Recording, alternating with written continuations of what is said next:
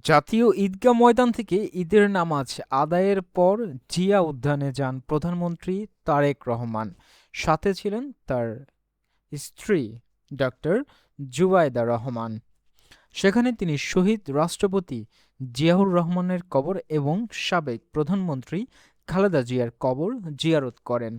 এ সময় তার সঙ্গে দলের সিনিয়র নেতারাও উপস্থিত ছিলেন। কবর জিয়ারত শেষে দেশ ও জাতির মঙ্গল কামনা করে দোয়া ও মোনাজাত করা হয়। পাশাপাশি শহীদ রাষ্ট্রপতি জিয়াউর রহমান এবং সাবেক প্রধানমন্ত্রী বেগম খালেদা জিয়ার আত্মার মাগফিরাতও কামনা করা হয়।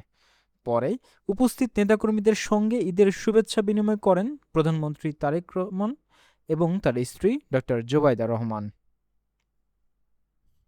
ঈদের শুভেচ্ছা জানাচ্ছি আবারও। ঈদ মোবারক।